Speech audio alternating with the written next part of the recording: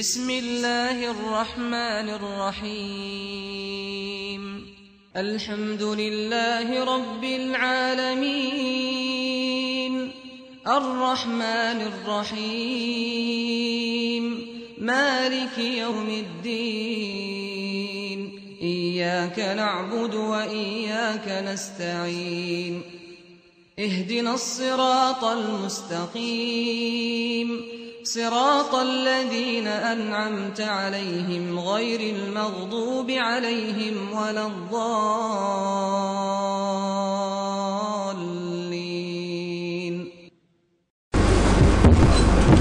السلام عليكم ورحمة الله وبركاته. نحمده ونستعينه ونستغفره ونؤمن به ونتوكل عليه ونعوذ بالله من شرور أنفسنا ومن سيئات أعمالنا من يهدي الله فلا مضل له ومن يضلل فلا هادي له واشهد ان لا اله الا الله وحده لا شريك له واشهد ان محمدا عبده ورسوله يا ايها الذين امنوا اتقوا الله حق تقاته ولا تموتن الا وانتم مسلمون يا ايها الناس اتقوا ربكم الذي خلقكم من نفس واحده وخلق منها زوجها وبث منهما رجالا كثيرا ونساء واتقوا الله الذي تساءلون به والارحام ان الله كان عليكم رقيبا يا أيها الذين آمنوا اتقوا الله وقولوا قولا سديدا يصلح لكم أعمالكم ويغفر لكم ذنوبكم ومن يطع الله ورسوله فقد فاز فوزا عظيما. புகழ் அனைத்தும் அல்லாஹ்வுக்கே, அவனிடமே தேடுகின்றோம், அவனிடமே பாவ மன்னிப்பும் தேடுகின்றோம். உள்ளங்களின் தீங்குகளை விட்டும் அல்லாஹ்விடம் பாதுகாவல் தேடுகின்றோம். அல்லாஹ் யாருக்கு நேர்வழி காட்டி விட்டானோ அவனை வழிகெடுப்போன் யாரும் இல்லை. அல்லாஹ் யாரை வழிதவரச் செய்து விட்டானோ அவனுக்கு நேரான வழியினை காட்டுவோன் யாரும் இல்லை.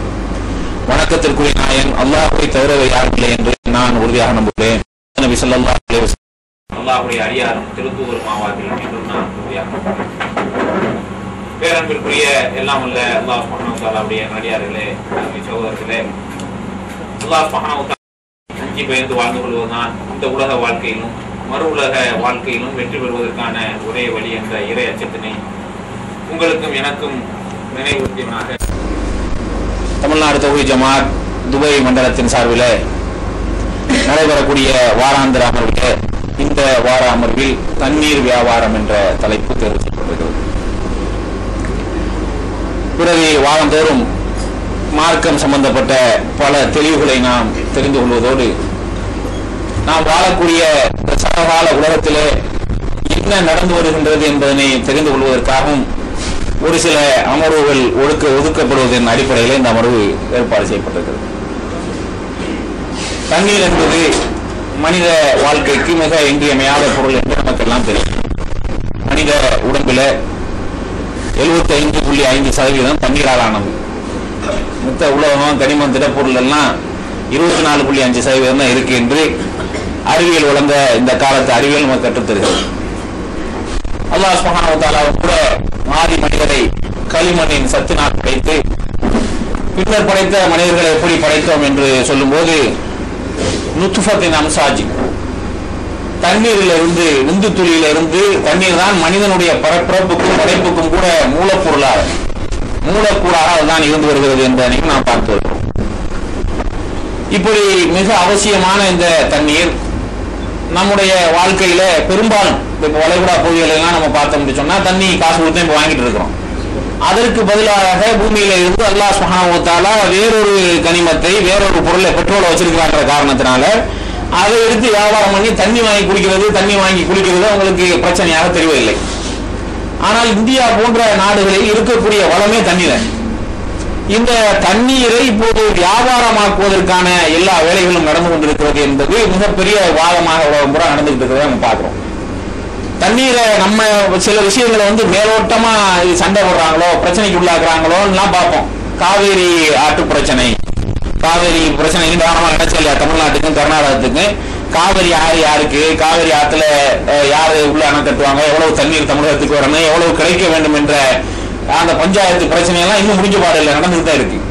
அது மாதிரி திடீர்னு பார்த்தோம்னா முல்லை பெரியாறு யாருக்கு எங்க இருந்து தண்ணி வரணும், நாங்க அணை கட்டுவோம், ஆனா பலமா இருக்கு பலமா இல்லை என்று இப்ப பிரச்சனை இல்லை. இந்த உத்தரப்பிரதேசத்துல தேர்தல் முடிஞ்ச உடனே மறுபடியும் தொடங்கும். இப்ப அதுக்காக அமைச்சு போட்டு வச்சு ஓட்டுறதுக்கு யாரு இதெல்லாம் செய்யறாங்களோ அவங்கதான் எல்லாம் செட்டப் டிராமா. எப்ப வியாபாரமா ஆக்கணுமோ பிரச்சனையை ஆக்கணுமோ அப்ப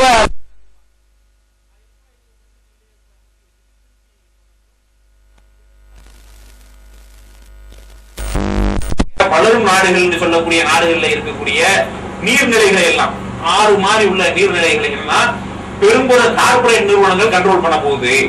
ஏற்கனவே ஸ்டார்ட் ஆயிடுச்சு. அர்ஜென்டினாவில் 1994 வருஷமே தண்ணீரை மேனேஜ் பண்றத ஒரு பிரைவேட் கம்பெனி எடுத்துருச்சு. அவங்க தான் செஞ்சுக்கிட்டு இருக்காங்க. அரசாங்கத்துக்கு தண்ணீருக்கு தொடர்பே இல்லை. மக்கள் விவசாயத்துக்கு கூட, விவசாயம் பண்றவங்க கூட அந்த கம்பெனில இருந்து தண்ணி வாங்க அப்படிதான் வாங்கி விவசாயம் செய்து கொண்டு இருக்கிறார்கள். அப்ப தண்ணீர் வந்து மனித வாழ்க்கைக்கு ஒரு அடிப்படையான பொருள், ஆதாரமான பொருள். அது இல்லைன்னா வாழ முடியாது. அப்ப எப்படி நம்ம சுவாசிக்கிறோமோ அப்படி தண்ணீர் என்பது நமக்கு இயற்கையாக எந்த வழியில வேண்டாலும் கிடைச்சிக்கிட்டே இருக்கணும். அதனாலதான் ஆரம்பத்துல தண்ணீர் கொடுக்கறதெல்லாம் பெரிய புண்ணியமான காரியம் எல்லாருமே நினைச்சிருந்தாங்க. எல்லாரும் குரான்ல சொல்லி காட்டுறான். மக்காவோட வாழ்ந்தவங்க வந்து இஸ்லாத்தை ஏத்துக்கிறாட்டா கூட அவங்க புண்ணியம் என்பது வந்து வர்ற ஆதிகளுக்கு தண்ணீர் போட்டுறது இன்னும் காரியங்கள் நினைச்சுக்கிட்டு இருக்கிறாங்கன்னு அல்லாஹ் சுப்ஹானஹு வ தஆலா சொல்லி காட்டுறான். அப்ப இந்த மாதிரி வந்து தண்ணீர் இல்லாம அந்த கொடுக்கறதுல புண்ணியம் இருக்குன்னு அவங்க நினைச்சாங்க. இன்னைக்கு ஏதாவது விழாக்கள், ஃபங்க்ஷன், மக்கள் நிறைய கூடுற மாதிரி நடந்துச்சுன்னு சொன்னா நம்ம இந்தியாவிலையும் தமிழகத்திலையும் கூட பார்க்கலாம். தண்ணீர் பந்தல் ஒரு மண்பானையில தண்ணீரை வச்சிருப்பாங்க. குறுமுனவங்க குடிச்சிட்டு போகலாம். இனிமே அதெல்லாம் கிடைக்காது. இனிமே காசு கொடுத்து வாங்க ஆரம்பிச்சிட்டோம். இப்ப தெருவுல போனா எங்கேயாவது ஒரு வீட்டை தட்டி அங்கே இருந்துச்சு ஒரு காலம் வர கொஞ்சம் தண்ணி கொடுக்குமா அப்படின்னு சொல்லிட்டு கேட்டா தண்ணி எடுத்து வந்து கொடுப்பாங்க. இப்ப போய் நீங்க கேட்கணுமா? எங்கேயும் கேட்கவே ஏதாவது கடையில அவன் பாட்டில் போட்டு வச்சிருக்கான், கேட்டாலும் அவங்க தண்ணியை கொடுத்துட்டு விடுவாங்கன்னு கேட்டாலும் கேட்பாங்க. அந்த மாதிரி மனிதர்களுடைய சூழ்நிலையும் கூட இப்ப மாறி வருகிறத வந்து நம்ம பார்க்கணும். ஏன்னா வியாபார பொருளா ஆல்ரெடி ஆயிடுச்சு. இது கூட சொல்லலாம்.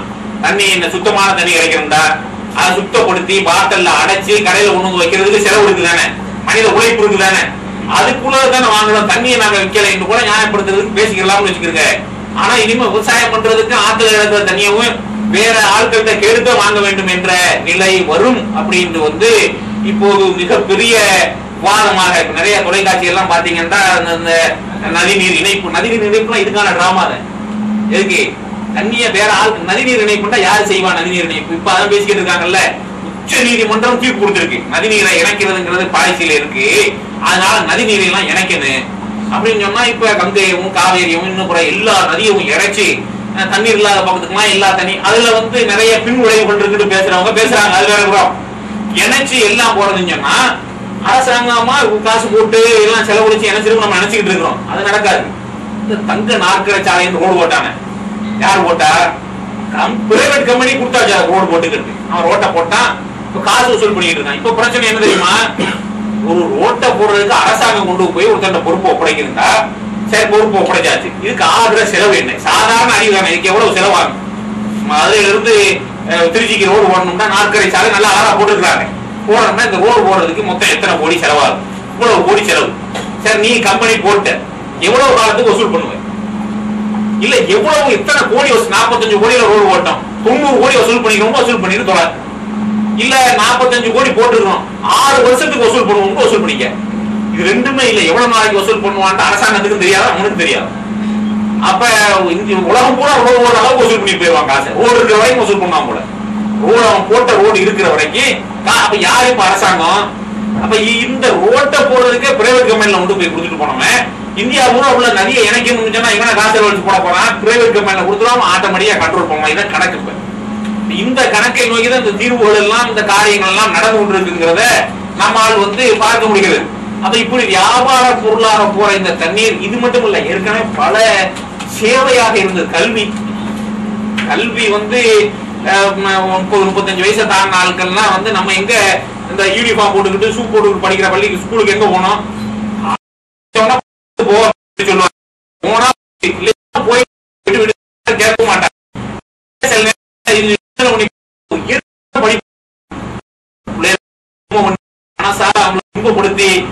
படிக்கலைன்னா வாழ்க்கையே இல்ல அப்படிங்கிற மாதிரி அவங்கள நம்ப வச்சு ரொம்ப குடும்பப்படுத்துறத யாரு கொண்டு வந்தா அப்படின்னு கேட்டா அது தனியார் கம்பெனியில தான் கொண்டு வந்தான். கொடுமையை வந்து சும்மா சாதாரணமா வந்துடல, தனியா ஸ்கூல் ஆரம்பிச்சு அவங்க வருமானமாக்கி பணம் குளிக்கக்கூடிய தொழிலாக்கினதுக்கு பிறகுமே இந்த நாடகம் தான் அரங்கேறிக்கிறத பாக்குறோம். ஆரம்பத்துல முதல்ல இந்த அரசாங்கம் இலவசமாக கல்வி வழங்குறது அப்படிங்கிறதுக்கு வெளியில கான்வென்ட் சொல்லுவாங்கல்ல, கான்வென்ட் கிறிஸ்தவ தேவாலயங்களோட சர்ச்சோட சேர்ந்த நம்ம எப்படி அரபி மதரசா மக்தபா வச்சிருக்காங்களோ, பள்ளிவாசல சேர்ந்து ஒரு ஓதி கொடுக்குற பள்ளி இருக்குல்ல, அந்த மாதிரி சர்ச்சை ஒட்டி இருக்கக்கூடிய படிக்கக்கூடிய பள்ளிக்கூடத்துக்கு பேரு தான் கான்வென்ட். அப்ப அவங்க கொண்டு வந்து கொஞ்ச காலத்துக்கு பிறகு வந்து மத போதனைக்காக பயன்படுத்த ஆரம்பிச்சாங்க. எல்லாரும் பண்ணலாம், எல்லாரும் வந்து சேர்ந்துக்கிறங்கட்டாங்க. அதுல மஸ்ட் கட்டாயமா காலையில எல்லாரும் பைபிள்ல 2 வசனம் சொல்லணும், இயேசுதான் கடவுள் உறுதிமொழி இருக்கணும் அப்படின்லாம் சட்டங்களை அது அவங்க அளவுக்கு சரி. வெளி மாணவர்கள் மத்த மதத்தை சார்ந்தவர்கள் தான் நிர்பந்தப்படுத்தினாங்க. இந்த தளத்துலதான் விரிஞ்சி. இன்னைக்கு என்ன நிலைமை? இந்த மார்ச் ஆரம்பிச்சிருச்சு, நியூஸ தொடங்க என்னத்தை தொடங்க டிவியில இன்ஜினியரிங் காலேஜ்ல சொல்லி விளம்பரம். கடைசியில எல்லாரும் சேர்ந்து குடிச்ச உடனே எவ்வளவு அப்படின்னு கேட்டா, இந்த வருஷத்துல தமிழ்நாட்டுல மட்டும் 50,000 சீட்டு யாரும் சேராம எம்டி ஆகிறாங்க. தொழில் போட்டி நிலவுற காலத்துல அவ்வளவு பேர். கடைசியில என்ன போன வருஷம்லாம் என்ன கம்ப்ளைண்ட் அப்படின்னு கேட்டா, அந்த காமர்ஸ் படிச்ச பிள்ளைங்க எல்லாம் கொண்டு போய் இன்ஜினியர்ல சேர்த்துருக்காங்க. ஆள் கிடைக்காம காமர்ஸ் பிகாம் படிக்கிறதுக்கு பிபிஏ படிக்கிறதுக்கு செகண்ட் குரூப் எடுத்து படிப்பாங்க. பல வகையில குரூப் வச்சிருக்காங்க. காமர்ஸுக்கு படிச்ச ஆட்கள் எல்லாம் கொண்டு போய் பரவாயில்ல இன்ஜினியரிங் படிக்கலாம் காசப்பட்டு தந்திருக்கேன்னு சொல்லிட்டு இன்ஜினியரிங் காலேஜ்ல சேர்த்திருக்காங்கன்ட்டு அது பஞ்சாயத்தா கம்ப்ளைண்டா போரா ஓடிக்கிட்டு இருக்க அளவுக்கு வியாபாரம் ஆகி போச்சு. மருத்துவம்ங்கிறது சேவையிலே ஒரு பெருஞ்சேவையா இருந்துச்சா இல்லையா? அந்த சேவை இப்ப எவ்வளவு பெரிய வியாபாரம் ஆகி போச்சு. போகவே முடியாது. நீங்க மருத்துவமனையில பெரிய மருத்துவமனை கட்டலாம் அப்படின்னு சந்தோஷம் மட்டும் பண்றது. அவ்வளவு பெரிய மருத்துவமனை அத்தனை கோடி போட்டு கட்டுறாங்க. கட்டி முடிச்ச உடனே வருஷத்துக்கு எவ்வளவு லாபம் ஈட்டணும்னு டார்கெட் வச்சிருக்கோம். இப்ப எல்லாம் சாப்ட்வேர்ல கண்ட்ரோல். இப்ப மருந்து சீட்லாம் எழுதி டாக்டர் தரது இல்லையே. நீங்க மெடிக்கலுக்கு வந்தீங்கன்னா நம்பரை பார்க்கோட பார்த்தா எல்லாம் வந்துடும். இது ஏன் கடைசியில செஞ்சு வச்சிருக்கான்டா, கட்டி ஹாஸ்பிட்டல்ல வச்சிருக்காங்க கார்பரேட் கம்பெனி. அவன் மாசம் முடிஞ்ச உடனே இந்த டாக்டர் அப்துல் காதர் எத்தனை பேஷண்ட பாத்துருக்காரு அதெல்லாம் லிஸ்ட் எடுத்து, ஏன் இந்த ஆளுக்கு எக்ஸ்ரே எடுக்க எழுதல, ஏன் ஸ்கேன் எடுக்க எழுதல, ஏன் மருந்து 20 ரூபாய்க்கு தான் எழுதிருக்கிற, இது எல்லாம் கேட்கறது கம்பெனி வியாபாரம் ஆகி போச்சு. 1,500 ரூபாய்க்கு மருந்தை கொடுத்தா என்ன நோயும் போயிருங்கிற அந்த நிலை மாறி இன்றைக்கு மருத்துவம் என்பது ஒரு முழுக்க வியாபாரம் என்ற ஒரு நிலைக்கு இன்றைய உலகத்துல நம்ம பார்க்கிறோம். வியாபாரம் தான் போற ஆட்களை, ஏதாவது ஒரு நோய் அப்படின்னு சொல்லிட்டு போற ஆட்களை எல்லா இஸ்லாத்திலையும் அப்படித்தான். தமிழ்ல அவங்க சொல்லியிருக்கிற தர்மங்கள் திருக்குறள் எல்லாம் கூட சொல்றாங்க. மருத்துவம் தான் உண்மையான மருத்துவம் யாரு அப்படின்னா, நோய் நாடி நோய் முதல் நாடி. அவன் போற ஆளுடைய சிந்தனை எப்படி இருக்குன்னு பார்த்து உண்மைப்பா உனக்கு அப்படின்னு சொன்னா பாதி குணமா போயிடும். ஆனா ஒளின இவன் இங்க இருக்கிற படிச்சுட்டு வர ஆளுகள் ஏன்டா அந்த தயாரிப்பு அப்படி முதல்ல மருத்துவத்துக்கு போய் சேர்ந்தவங்க எப்படி தயாரிக்கிறாங்கன்னு கேட்டா, புணத்தை கொண்டு வந்து ஓட்டு வெட்ட சொல்றது. இது மனசுல உள்ள ஒரு இறுக்கத்தை எல்லாம் பார்த்தா பயப்படணும். கொஞ்சம் நேர்த்தியாக மனசுக்கு பயப்படணும்ல. பயத்தை எல்லாம் போக்கி மனசுல உள்ள இறக்கத்தை எல்லாம் போக்கி யாராவது ஒரு மனுஷன் போனா அப்படின்னு சொல்லி சொன்னா இங்க வலிக்குது அக்கு வலிக்காது பிரச்சனை இல்லை. அதுல அவனுக்கு பாதி பெரிய வியாதியும் நோய் வந்துடும். இவ்வளவு டாக்டர் ஆகிவன் இப்படி பயகாட்டினா தானே அந்த டெஸ்ட்டுக்கு போ இந்த டெஸ்ட்டுக்கு போ, எம்டி ஸ்கேன் எடு, ஓடி ஸ்கேன் எடு, ஸ்கிடி ஸ்கேன் எடு, என்ன ஸ்கேன் எல்லாம் சொல்லி அனுப்புறாங்க. அதுக்கு அத்தனை இருப்பான். இந்த இதுல வலிச்சுன்னு சொன்னா நாளைக்கு செத்துருவேன்னு சொன்னா என்ன ஸ்கேன் எடுக்கா இருப்பானே. வீடு வாசல்லாம் வித்துட்டு எல்லா பணத்தையும் செலவழிக்கிறானா. இப்ப சாதாரண நோய்களுக்கெல்லாம் சாதாரண நோய்கள் கடைசியில என்ன அங்க வளர்ந்துச்சு கட்டி இங்க வளர்ந்துச்சு அறுத்தான் எடுத்தா 3 வருஷத்துல மூத்தாத்தான் போனா இருந்து மூத்தா போயிட்டு போவ. அப்ப இந்த நிலைகள் வந்து இப்ப மருத்துவம் போச்சு. மருத்துவம் கல்வி எல்லாம் சேவையா இருந்து போச்சு. அரசாங்கமே வியாபாரமா போச்சு. அரசாங்கம் இதுல மேற்கு வங்கத்துல வந்து டாடா நிறுவனத்துக்கு கார் தொழிற்சாலை தொடங்கணும். இடம் கையகப்படுத்தி கொடுக்கறது யாரு? அரசு. அரசாங்கத்துக்கு இதான் வேலை. இதுக்கு எவ்வளவு புரோக்கர் இருக்கான் நாட்டுல. அவன் இடம் வாங்கி கொடுக்க மாட்டான். நம்ம நீங்க கேட்டா நம்ம எல்லாம் ஃபேக்டரி தொடர்ந்து அரசாங்கம் வாங்கி தர இடம் கையகப்படுத்தி கொடுக்குற வேலையை அரசாங்கமா செய்யும். கார்பரேட் நிறுவனங்களுடைய ஏஜென்ட் மாதிரி அரசாங்கம் செயல்படும். அப்ப அதுவும் அரசு என்று சொன்னா மக்களுக்கு சேவை செய்ய, மக்களுக்கு பாதுகாப்பு கொடுக்க, இன்னொரு நாடு இருந்துச்சுன்னா 2 நாட்டோட ஒப்பந்தங்கள் போட்டு வச்சு மக்களுடைய பாதுகாப்பை உறுதி செய்ய, கொடுக்கல் வாங்கல்களை பராமரிக்கிறது அரசாங்கத்துடைய வேலை. பெரிய பெரிய கம்பெனிக்கு இடம் வாங்கி கொடுக்கறது அரசாங்கத்து வேலை. அதை விட்டுட்டு இந்த வேலை அது மட்டும் இல்ல, பெரும் கம்பெனிகள் வியாபாரம் செய்யறதுக்கு இந்தியாவுக்குள்ள எல்லா சில்லறை வியாபாரத்தில் அந்நிய முதலீடு வர 3% அந்நிய முதலீடு. சரி வரணும் என்ன பாராளுமன்றத்துல பேசுங்க. இதை பேசுற அன்னைக்கு பாராளுமன்றத்துல பார்வையாளர்கள் வருஷம் கூட வெள்ளக்காரர்களா நிறைஞ்சு போயிடும். எப்படியாவது துறந்துடலாமா வந்து இவங்க டிவியில விவாதம் போட்டு நம்ம ஊர் அரசியல்வாதி கிறுக்க பேசிக்கிட்டு இருக்கான். உண்மையிலே கிறுக்குத்தனம்ங்கிறத கிறுக்குமா நடிக்கிறாங்களான்னு தெரியவே இல்லை. உண்மையில பேசிக்கிட்டு இருக்கிற என்ன பேசிக்கிட்டு இருக்காங்க, இந்தியாவுல 17% உலக மக்கள் தொகையில் 17% இந்தியாவுல இருக்கு. உலகத்தில் உள்ள வளத்துல 4% இந்தியாவுல இருக்கு. ஒரு மூத்த அரசியல்வாதி சொல்றாரு. அறிவு பாருங்க எப்படி இருக்கு. அவன் எப்படி யோசிச்சுக்கிட்டு வந்து உட்கார்ந்துருக்கான் பாராளுமன்றத்துல எல்லா வேலையும் போட்டுட்டு. கேரம்பூர்காரன், பாண்டாக்காரன் இவெல்லாம் வந்து உட்கார்ந்துருக்கான். இந்தியாவுல பெரும்பெரும் சூப்பர் மார்க்கெட். அவன் இந்த 17% வளம் நடத்திட்டு வந்து உட்கார்ந்துருக்கான். இவனுக்கு இந்த 17% வந்து வளம் இல்லைன்னு தெரியும். இந்த 17% வியாபாரம் பண்ணத்தான் வந்து உட்கார்ந்துருக்கான். அப்ப இது அவனுக்கு வளமா, இந்த ஒரு சாதாரண பார்வை அறிவு கூட இல்லாம இவங்க என்னத்தையாவது திறந்து விட்டு காசு வாங்கிட்டு போலாம்ங்கிற பேச்சுதான் வழியில தான் இருக்கிறாங்க ஒழிய. அப்ப அரசு என்பது எங்க வியாபாரம் எதை ஆகலைன்னு சொல்லவே விளையாட்டு விளையாட்டு. இப்ப கிரிக்கெட் நடக்கு, இப்ப என்ன கிரிக்கெட்டுக்கு இப்ப இவ்வளவு மவுசு எங்க இருந்து வந்துச்சு? திடீர்னு டிவி ஸ்போர்ட்ஸ் ஆக்கி வியாபாரமா எப்ப கமர்சியல் விளம்பரங்கள் வர ஆரம்பிச்சுச்சோ அப்ப இருந்தா எந்த டிவியில எதுக்கு தனி சேனல் திறந்து 24 மணி நேரம் கிரிக்கெட் விளையாடுறதாக எந்த விளையாட்டுக்கு வியாபார விளம்பரங்கள் அதிகமா வந்துச்சோ அவன் அப்ப விளையாட்டு வியாபாரம் ஆயிருச்சு. திடீர்னு இதுக்காக பெட்டு கட்டுறவங்க கம்பெனிகள் நிறுவனங்கள்லாம் சேர்ந்து மோசம் பண்ணி அதை சூதாட்டமாவும் மாத்திடுறாங்கிறத பாக்குறோம். அப்படி வணக்க வழிபாடுகள், விழாக்கள், ஃபங்க்ஷன், தீபாவளி வந்துருச்சுன்னா 2 மாசத்துக்கு முன்னாலே நீ டிவியில தாங்க இல்ல. பெருநாள் கொஞ்சம் பரவாயில்ல, ஆனா மாறிக்கிட்டு இருக்கு. அது வந்துருச்சு அப்படின்னு சொன்னா எல்லா ப்ரோக்ராமுக்கு வெளியிலையும் 2 முஸ்லீம்கள் கைதை உடுத்திக்கிட்டு பெருநாளைக்கு ட்ரெஸ் வாங்க சொல்லி விளம்பரம் போடுறது, கட்டி பிடிச்சிக்கிற மாதிரி காட்டுவானா இல்லையா? அப்ப இதெல்லாம் நடந்துகிட்டு இருக்கு. தீபாவளி கேட்க வேண்டியதே இல்லை அவங்களுடைய. அப்ப இந்த விழாக்கள், பண்டிகைகள் வரைக்கும் கமர்சியலைசேஷன் பண்ணப்பட்டு இப்படி 100% எல்லாமே பொருளாதார பின்னணியில, வியாபார பின்னணியில ஆகிவிட்ட ஒரு காலப்பிரிவு. அதனால தண்ணியை இப்ப வியாபாரம், தண்ணி அடிப்படை உரிமை. தண்ணி இப்ப நிறைய நாடுகள்ல பொல்யூஷன் கடுமையா இருக்குங்கிற காரணத்தினால காத்த விற்கிறோம் ஆரம்பிச்சுட்டான் ஆல்ரெடி. காத்துங்கிறது நம்ம போற போக்குல சுவாசிட்டு போறது. அது சுவாசிக்காம தண்ணி குடிக்காம கூட 1 மணி நேரம் இருந்துக்கலாம். இதுக்கு ஆக்சிஜன் இருக்கிற இடத்துக்கு தனியா போய் அதுக்குள்ள நீங்க 1 ரூபா 2 ரூபா கொடுத்துட்டு காத்து சுவாசிச்சுட்டு வரணும்லாம் பொல்யூஷன் கூட்டின சிட்டியில எல்லாம் வச்சுட்டான் ஆக்சிஜன் பேங்க். அதுல போய் நீங்க சுவாசிச்சுட்டு வர்றது. இந்த அளவுக்கு எல்லாம் வியாபாரம் ஆகி வரும்போது இதற்காக இதை வியாபாரமாக்குவதற்கு, சந்தை பொருளாக மாற்றுவதற்கு இதையே சிந்திச்சுக்கிட்டு நிறைய நிறுவனங்கள் உலகத்துல இருக்காங்க. அவங்களுக்கு ஆர்வலர்களும் கூட துணை போறாங்க. அந்த வகையில இப்ப தண்ணீர் அப்படிங்கிறது இந்தியா மாதிரி உள்ள வளரும் நாடுகள்ல வியாபார பொருளாக முழுக்க கார்பரேட் கம்பெனிகளுடைய கட்டுப்பாட்டில் வருவதற்கான ஏற்பாடுகள் நடந்து வருகிறது. அது எப்படி அந்த ஏற்பாடுகள் நடந்து வருகிறதுங்கிறத சில புள்ளி விவரங்களோடு, சில தகவல்களோடு பார்க்கலாம். தண்ணிங்கிறது நமக்கு தெரியும், ஒரு மனித வாழ்க்கையின் ஒரு முக்கிய அங்கம். ஆனா நம்ம சில குடிக்கிறத, இப்படி நேரம் மழை குடிக்கிறத, குளிக்கிறத எதுவும் பாக்குறோம். நம்ம சாப்பிடுற பொருளுக்குள்ள தண்ணீர் தேவைன்னு நம்ம விளங்கணும். சாப்பிடணும்டா 1 கிலோ கோதுமை புராட்டா நம்ம காலையில நல்லா குருமாவெல்லாம் போட்டு பிசைஞ்சு அடிச்சுட்டு வந்துடணும். 1 கிலோ கோதுமை உற்பத்தி ஆக வேண்டும் என்று சொன்னால் 1000 லிட்டர் தண்ணீர் வேணும். கொஞ்சம் 1000 லிட்டர் தண்ணீர் வேணும். 1 கிலோ கோதுமை விவசாயம் செய்து களத்துக்கு தானியமாக கொண்டு வந்து சேர்க்கிறவரை 1 கிலோவுக்கு. 1 கிலோ அரிசிக்கு, நம்ம எல்லாம் அரிசி பிரியர்கள் தானே. கோதுமை நம்ம சோறுங்களா சாப்பிட்ட மாதிரி இருக்காது. சோத்தை தின்றுட்டு படுத்து தூணும்டாக்க ஒரு சாப்பிட்ட ஒரு தெளிச்சியே வரும். நிறைய இடங்கள் நம்ம தமிழ்நாட்டுல சாப்பிடுறதோட சோறு திருப்தியான கேட்பாங்க. அப்ப சாப்பாடுனாலே சோறு அரிசி தான். அப்ப 1 கிலோ அரிசி உற்பத்தி ஆகுறதுக்கு 1400 லிட்டர் தண்ணி வேணும். 1400 லிட்டர் தண்ணி வேணும். 1 கிலோ அரிசியை கரெக்டாயிருந்து விவசாயம் பண்ணி விளைச்சு அதை கலந்து கொண்டு வந்து தானியமாக சேர்க்கிற வரைக்கும் அவ்வளவு தண்ணீர் வேணும். மட்டன், கறி, இறைச்சி எல்லாம் நம்ம விரும்பி சாப்பிடுவோம். 1 கிலோ பீஃப், மட்டன் உருவாவதற்கு 13000 லிட்டர் தண்ணீர் வேணும். 13000. அது வளர்ந்ததுல கணக்கு பண்ணணும்.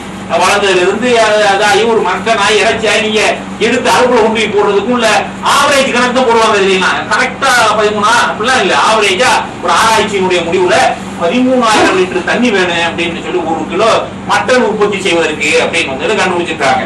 அது மாதிரி நம்முடைய தேவைகளை, வாழ்க்கை தேவைகள் மனிதர்கள் உபயோகிக்கிறாங்கல்ல தண்ணீர். நம்ம உபயோகிக்கக்கூடிய தண்ணீர்கள்ங்கிறது பல இடங்களில் அவங்களுடைய வாழ்க்கை முறைக்கு தகுந்த மாதிரி தண்ணீரை உபயோகிக்கிறாங்க. இப்ப வட அமெரிக்காவுல, ஜப்பான்ல எல்லாம் 350 லிட்டர் தண்ணீர் பர்சன், ஒரு நாளைக்கு ஒரு ஆளு 350 லிட்டர் தண்ணீர் உபயோகிக்கிறாங்க. 350 லிட்டர் கணக்கு கரெக்டா 350 உபயோகிப்பாரு இல்ல, சராசரி பர் கேபிட்டா யூஸ் அப்படின்னு போறாங்க. ஒரு ஆளுடைய சராசரி வருமானத்தை எப்படி கணக்கிடுறாங்க, ஒரு நாட்டினுடைய வருமானம் அப்படிங்கிறது இத்தனை கோடி அப்படின்னு சொன்னா நாட்டுல எத்தனை மக்கள் வாழ்றாங்கன்னு பார்த்து அந்த மக்களுக்கு ஒதுக்கு போடுவாங்க. ஆனா அதுல மொத்தம் போட்டிருக்கிறது 10 கோடி ஒரு நாள் வருமானம் போட்டிருந்தா ஒருத்தனை 2 கோடி சம்பாதிக்கணும் இருப்பான். மொத்த மக்களை கணக்கு பண்ணையில மக்கள் 1 லட்சம் பேர் வச்சுக்கிறோம், ஒருத்தர் 2 கோடி சம்பாதிப்பான். 8 கோடிய மிச்சம் உள்ள 1 லட்சத்துல பேலன்ஸ் பேர் தான் சம்பாதிப்பான். ஆனா தலையில ஒதுக்கு போட்டு பர் கேபிட்டா இன்கம் சொல்லுவாங்க. அந்த மாதிரி உபயோகிக்கிறதுல உள்ள அந்த உபயோகத்தை பயன்படுத்தி ஒரு ஆளு 350 லிட்டர் அங்க உபயோகிக்கிறாங்க. அது மாதிரி ஐரோப்பாவில் வாழ்றவங்க 200 லிட்டர் தண்ணீரை பர் டே ஒரு நாளைக்கு உபயோகிக்கிறாங்க. வட ஆப்பிரிக்காவில், எகிப்து, சூடான் இந்த மாதிரி உள்ள பகுதிகளில் 10 லிருந்து 20 லிட்டர் தண்ணி தான் ஒரு ஆளு பயன்படுத்துறாங்க. அவங்களுக்கு ஏண்டா அதுக்குள்ள தண்ணி இருக்கு, நிறைய தண்ணி வாட்டர் ரிசர்வ் இருக்கு, நைல் நதியெல்லாம் அங்கதான் ஓடுது. ஆனால் தண்ணி அவர்கள் குடியிருப்பு வரை போய் சேர்றதுக்கான அந்த பைப் வசதி அதெல்லாம் போட்டு அவங்களுக்கு கொடுக்கல. அதனால அவங்க உபயோகப்படுத்த முடியல, உபயோகப்படுத்துறது இல்லை. அது ஒரு மனிதனுடைய ஆவரேஜ் தேவைக்கு குறையது. இந்த மாதிரி உள்ள வளர்ச்சி இல்லாத பகுதிகள் எல்லாம், வறுமை மிக்க பகுதிகளில் எல்லாம் உபயோகிக்கிறாங்க. இப்படி ஒரு பக்கத்துல உபயோகம் நடந்துட்டு இருக்கா. இன்னொரு பக்கம் பார்த்தோம் அப்படின்னு சொன்னா, இந்த தண்ணீர் இல்லாத காரணத்தினால பெரிய இழப்புகளும் கூட ஒரு பக்கத்துல நடந்துகிட்டு இருக்கு. 3900 குழந்தைகள் ஒரு நாளைக்கு தண்ணீர் சார்ந்த பிரச்சனைகள், சுத்தமான தண்ணி இல்லாம, அவங்க நேரத்துக்கு வேண்டிய நேரத்துக்கு தண்ணீர் கிடைக்காம, சரியான அளவுக்கு அவங்களை சுத்தம் செய்வதற்கு உள்ள காரணங்கள்லாம் இல்லாம, இந்த மாதிரி WHO வேர்ல்டு ஹெல்த் ஆர்கனைசேஷன் கொடுக்கக்கூடிய தகவல்கள் ஆரோக்கியத்தை பத்தி தண்ணீர் பிரச்சனையினால் 3900 குழந்தைகள் தினந்தோறும் இறக்கிறார்கள், ஒரு நாளைக்கு இறக்குறாங்க. அதே மாதிரி 1.1 பில்லியன் 110 கோடி பேருக்கு, 200 கோடியில உலக மக்கள்ல 110 கோடி பேருக்கு சுத்தமான குடிநீர் இல்ல. குடிநீர் குடிக்கிற தண்ணீர்ல சுத்தமான குடிநீர் இல்ல. மத்த தண்ணி எல்லாம் குடிக்கிறது அது இதெல்லாம் பரவாயில்ல, அவங்களுக்கு இருக்கு. குடிக்கிற தண்ணி சரியில்லை, அதெல்லாம் குடிக்கிறாங்க, அதெல்லாம் குடிக்கிறாங்கன்னு சொல்லலாம். குளிக்கிறதுக்கு வேணும்டா, உபயோகத்துக்கு வேணும்டா தகுதியான தண்ணீரா இருக்கணும், குடிக்க இயலாது. இந்த கண்டிஷன்ல உள்ள தண்ணீரை பயன்படுத்துறாங்க. அதே மாதிரி 2.6 பில்லியன் பேர், அதாவது 260 கோடி பேர், 260 கோடி பேரு உபயோகத்திற்கு கூட சேர்த்து அசுத்தமான தண்ணீர் தான் பயன்படுத்துறாங்க. சுத்தம் இல்லாத தண்ணீர் இப்ப மாசடைஞ்சு இருக்குது அப்படிங்கிறது ஒரு பெரிய பிரச்சனையா இன்றைக்கு பேசப்பட்டு இருக்கா இல்லையா? பல வகையிலையும் தண்ணீர் மாசடைறதுக்கான வேலையை அது மாதிரி இந்தியா மாதிரி உள்ள நாடுகள்ல எல்லாம் நம்ம தான் பொறுப்பற்ற தன்மையினால நம்மளே சொந்தமா செஞ்சுக்கிறோம். இப்ப காசு சம்பாதிக்கணும் அப்படின்னு சொன்னா என்ன வேண்டாம் செய்யலாம்ங்கிற ஒரு நிலையை பார்த்திருக்கோமா? இப்ப ஐரோப்பாவில இருந்து கழிவுகளை, அவங்களோட இண்டஸ்ட்ரியல் வேஸ்ட், அவங்க உற்பத்தி செய்யக்கூடிய தொழிற்சாலை கழிவுகளை எல்லாம், முன்ன கூட மோசமான கழிவுகளை எல்லாம் இப்ப கொஞ்ச நாளைக்கு முன்னால் நடந்துச்சு. தூத்துக்குடி துறைமுகத்துல ஒரு கண்டெய்னர் வந்துச்சு. அதை திறந்து பார்த்தா ஐரோப்பாவில இருந்து கழிவு வந்துருக்கு. இது ஒரு 1000 கண்டெய்னர் வந்ததுக்கு பிறகு இப்ப கண்டுபிடிச்சிருக்காங்க பேப்பரு, அந்த பொருள் இந்த பொருள் போட்டு வர்றது. இதெல்லாம் அவங்க கொண்டு போய் அந்த ஹைவேல பக்கத்துல எங்க குடி வெட்டி பயிற்சிடுறது ராத்திரியோட ராத்திரியா. இந்த பிழைக்கிறது கச்சரா கொண்டு போடுற தலைமான இந்தியாவை மாத்தி இதுக்கு உதவும் யாரு? இதெல்லாம் யோசிக்காம காசு கிடைக்குது அப்படிங்கிறதுக்காக நம்மால் இதுதான் நம்மளுடைய இந்த சென்ஸ், அந்த சுத்தமா வச்சிருக்கணும், எல்லாம் தெளிவா இருக்கணுங்கிற அந்த சென்ஸ் ஒரு அட்மாஸ்பியர் உண்டாக்குறது. நம்ம வாழ்ற அந்த சூழ்நிலை இருக்குல்ல, அதுதான் இதெல்லாம் உருவாகும்.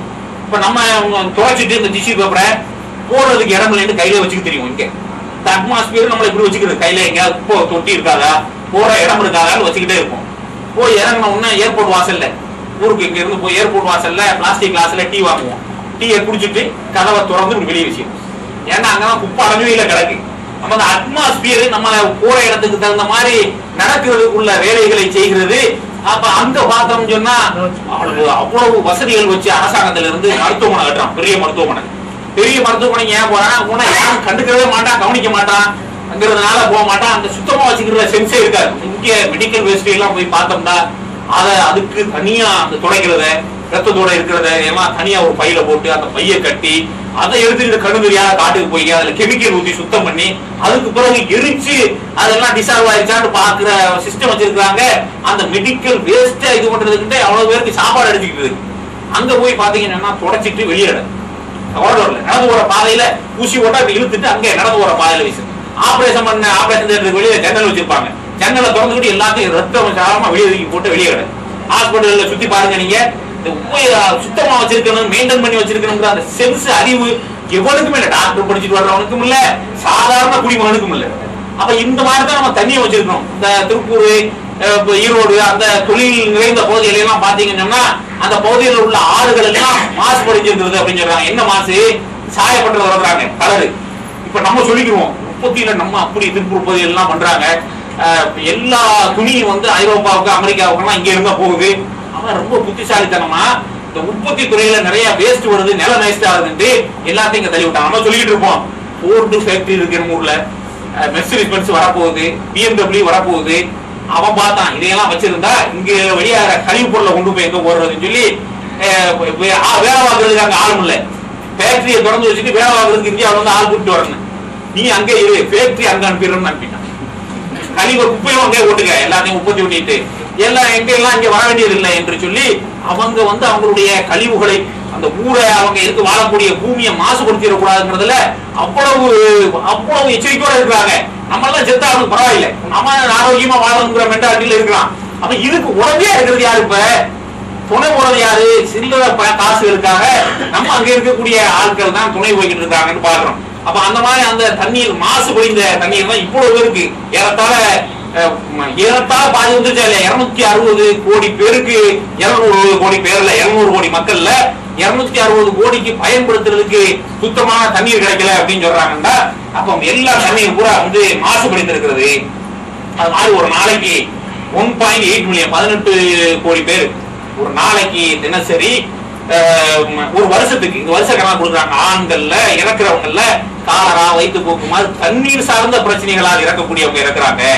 நிறைய தண்ணீர் பிரச்சனை, தண்ணீர் காரணமாக பிரச்சனையாக இருக்கிறது என்று சொல்லி இந்த கணக்கையும் வந்துகிட்டு சொல்றாங்க. அது மாதிரி வந்து இப்ப அடுத்தாப்புல சீனாவுல, இந்தியா மாதிரி உள்ள அமெரிக்காவும் கூட வளரும் நாடு, மெக்சிகோ இது போன்ற நாடுகளில எல்லாம் வர்ற இந்த வருடங்கள்ல 2020க்குள்ள 30% பேருக்கு தண்ணீரே கிடைக்காத நிலை வந்துடும். மொத்தத்தில் இந்த மாதிரி உள்ள பெரிய நாடுகள்ல எல்லாம் 30% பேருக்கு இது ஐக்கிய நாடுகள் சபையினுடைய இந்த மாதிரி சுற்றுப்புற சூழல் சார்ந்த அந்த பகுதி வந்து தகவலை சொல்றாங்க. இவங்களுக்கு வந்து 30% பேருக்கு வந்து தண்ணீரே கிடைக்காம போயிடுறேன். இப்ப தண்ணீர் கிடைக்கல அப்படின்னு சொன்னா இந்தியாவுல கூட ஒரு குறிப்பிட்ட புள்ளியோட தகவல் தர்றாங்க. என்ன அப்படின்னு கேட்டா, இப்ப தண்ணீர் அளக்கிறது லிட்டர்ல அளக்கிறது இல்ல, கியூபிக் ஸ்கொயர் மீட்டர் அளக்குறாங்க, கன சதுர மீட்டர் அப்படின்னு அளக்குறாங்க தண்ணீரை. இந்தியாவுடைய தேவை 2025ல 700 கனசதுர மீட்டரா இருக்கும், தேவைப்படும் இருக்கும் தண்ணீர் வந்து 700 கனசதுர மீட்டர் இந்தியாவுல தண்ணீர் இருக்கு. தேவை 1050 கனசதுர மீட்டர். அப்ப ஏறத்தாழ 350 கனசதுர மீட்டர் நம்மளுக்கு ஷார்டேஜ் வருது இந்தியாவுல வரப்போகுது. அப்ப இந்த தேவையை எப்படி வந்து நம்ம பூர்த்தி செய்ய போறோம்? கடல்ல இருந்து எடுக்கணும், இன்னும் இதெல்லாம் காஸ்ட் ஆகுதுல. அப்ப இதெல்லாம் காஸ்ட் ஆகும்போது மொத்தமா மக்களுக்கு கிடைக்க வேண்டிய 1050 கனசதுர மீட்டரையும் வந்து காசாக்கிட்டோம்னா பிரச்சனை முடிஞ்சு வருமா இல்லையா? மொத்தமா எல்லாத்தையும் அது காசுக்கு தான் அப்படிங்கிற ஒரு நிலையை கொண்டு வந்துட்டோம்னா வியாபாரமாக வந்துட்டு மிக சுலபமாக ஆக்கி விடலாம் அப்படிங்கிற ஒரு நிலையை வந்துட்டு இப்ப உருவாக்கி இருக்காங்க. அப்ப தண்ணீர் வியாபார பொருளாக மாற்றப்படுவதற்கான எல்லா விதமான, ஏற்கனவே நதிக்கு மாநிலங்களுக்கு மத்தியில சட்டம் வந்துருச்சு, யார் எதை எடுத்துட்டு வாங்குற பிரச்சனை வந்துருச்சு, எல்லாம் ஒண்ணும் இல்ல. இப்ப ஏற்கனவே மத்திய அரசு ஒரு மாசத்துக்கு முந்தி 15 பக்கங்கள் கொண்ட அவங்க ஆலோசனை பேப்பர், ஆய்வு பேப்பர் மாதிரி ஆலோசனை பேப்பரை சுற்றறிக்கை மாதிரி நாட்டில் இருக்கக்கூடிய வல்லுநர்களுக்கு எல்லாம் அனுப்பி வச்சிருக்காங்க. என்ன தகவல் அப்படின்னு கேட்டா, தண்ணீரை வந்து எல்லாருக்கும் பேச்சு எப்படி இருக்கு அப்படின்னு கேட்டா, தண்ணீரை வந்து பிரைவேடைசேஷனா ஏன் ஆகக்கூடாது, தனியார் மயமாக ஏற்படுத்தி விடக் கூடாது என்று சொல்லி இது வந்து அரசாங்கத்தால் முன்னெடுத்து செல்லப்பட்டு ஒரு வாத பொருளாக இப்ப மாற்றப்பட்டது. அரசாங்கம் கேக்குது அந்த அறிஞர்கள்டையுமா, ஏன் இதை நம்ம பிரைவேடைசேஷன் பண்ணி விற்கிறதுக்குள்ள வேலைகளை செஞ்சிடக்கூடாது. ஏற்கனவே நடந்துட்டு இருக்கு. ஏற்கனவே இப்ப நான் சொன்னேன், அர்ஜென்டினாவில் 1994 நடந்த அந்த பிரைவேடைசேஷன்ல ஒரு நிறுவனம் தண்ணி எடுத்து நடத்திக்கிட்டு இருக்கு. நிறுவனத்துக்கு காசு கொடுத்தது உலக வங்கி, $172 மில்லியன் உலக வங்கிங்கிற பேர், உலக வங்கி பின்னால இருந்து பைனான்ஸ் பண்ணி அந்த நிறுவனம் எடுத்து நடத்துகிறது. இப்ப நம்ம ஊர் நிலைமை தெரியுமா? இந்தியா நிலைமை நகராட்சி இல்ல அதுலயும் கட்டி வச்சிருக்காங்கல்ல தண்ணீர். இப்ப நிறைய குடிநீர் தொட்டிகள், குடிநீர் சப்ளை எல்லா இடமே இருக்கு. கீழே அந்த ஊராவுல வந்து இந்த நகராட்சி குடிநீர் திட்டம் அப்படின்னு சொல்லி யாராவது ஒரு பேரெல்லாம் போட்டு நல்ல கவர்ச்சிகரமான ஒரு போஸ்ட் ஒன்று இருக்கு. அதுக்கு மூலையில கீழே பாத்தீங்க அப்படின்னு சொன்னா ஃபண்டட் பை, இன்வெஸ்டட் பை WBன்னு ஒன்று இருக்கு. இது நம்ம யாரோ அந்த மேல உள்ளதை பெயிண்ட் அடிச்சு ஓவியம் எழுதுனதாக்கும் நம்ம நினைச்சுக்கிட்டு இருப்போம். மூலையில நமக்கு எல்லாம் தெரியக்கூடாதுங்கிறதுக்காக finance by, funded by WB world bank போட்டிருக்கு. இப்ப வேர்ல்ட் பேங்க் என்ன சொல்லிக்கிட்டு இருக்கு அப்படின்னு கேட்டா, மக்களுக்கு தண்ணி கொடுக்குறீங்கல்ல, காசு வாங்க, தண்ணி பில்லு வாங்க, வரி வாங்க அப்படின்னு சொல்லி உலக வங்கி சொல்லுகிறது. யார்கிட்ட? நம்மளுடைய மாநகராட்சிகள்ல இருக்கக்கூடிய மாநகராட்சி, அந்த முனிசிபாலிட்டிட்ட, நகராட்சிகள்கிட்ட, கிராம பஞ்சாயத்துகள்கிட்ட, இவங்கள்ட்ட எல்லாம் அவங்க சொல்றாங்க பில்லு போட்டு காசு வசூல் பண்ணுங்க அப்படின்னு சொல்லி சொல்றாங்க. இவங்க யாரும் காசு வசூல் பண்றது இல்லை. ஏன் வசூல் பண்றது இல்லை அப்படின்னு கேட்டா, இப்ப நம்ம ஒரு 5 வருஷத்துக்கு ஆட்சியில் இருப்போம், நம்ம பில்ல போட்டோம்னா அடுத்த தேர்தலில் போட்டா நமக்கு ஓட்டு போட மாட்டாங்கன்னு எல்லாரும் சிந்திக்கிறோம். அதனால காசு வசூல் பண்றது இல்லை. ஆனா இது நீண்ட காலத்துக்கு போகுமா? நீண்ட காலத்துக்கு இந்த மாதிரி ஒரு சூழ்நிலையில வந்து கொண்டு போக முடியாது. அப்ப ஒரு குறிப்பிட்ட காலம் போச்சுங்கன்னா ஒரு குறிப்பிட்ட காலத்துக்கு பிறகு வந்து நின்றுக்கிறது. தண்ணீருக்கு வந்து காசு கட்டித்தான் ஆகணும் அப்படிங்கிற ஒரு சூழ்நிலை வரும். இப்படி செய்யவே இல்லைன்னு வச்சுக்கிறோங்க. இப்ப சாதாரணமா பேங்க்ல போய் லோன் வாங்கலாம், வீட்டு கடனுக்கு லோன் வாங்கி போட்டுட்டு கட்டல, 3 மாசம் கட்டல, 4 மாசம் கட்டல, என்ன நடக்குது?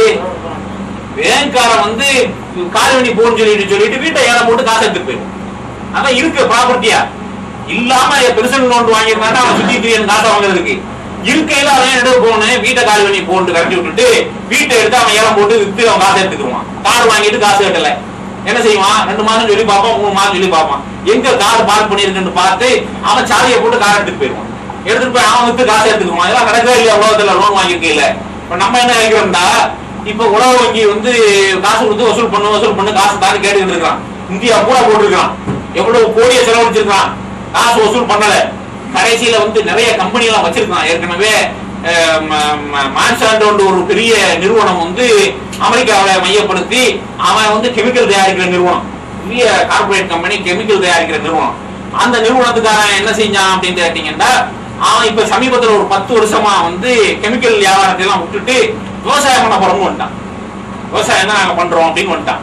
மான்சாண்டோ நீங்க அவங்க இணையதளமா இருக்கு போய் பாத்தீங்கன்னு சொன்னா, அவன் குறிக்கோள என்ன போட்டிருப்பான்டா, ஆப்பிரிக்காவில போய் கானாவுல இந்த மாதிரி டான்சானியாவில் இந்த மாதிரி உள்ள பகுதிகளில் மக்கள் அக்சஸ் இல்லாத ஏரியாங்கிறத அந்த மாதிரி உள்ள இடங்களை வந்து 300 ஸ்கொயர் கிலோமீட்டர் 400 ஸ்கொயர் கிலோமீட்டர் சொல்லிட்டு வாங்குறது. ஏக்கர்ல சென்டில் எல்லாம் இல்ல, கிலோமீட்டர்ல 300 ஸ்கொயர் கிலோமீட்டர் 400 ஸ்கொயர் கிலோமீட்டர் வாங்குறது. வாங்கி அங்க ஒரு 2 ஸ்கொயர் கிலோமீட்டருக்கு ஏரியை வெட்டிக்கிறது. அதுக்குள்ளே எல்லா வகையான விவசாயம் செய்யறது நம்ம செய்யற மாதிரி பயிரை கொண்டு போய் போட்டு காத்துக்கிட்டு இருக்கிறது இல்ல. அவன்கிட்ட வந்து அதுக்காண்டி ஒரு ஆராய்ச்சி குழு அணி இருக்கு.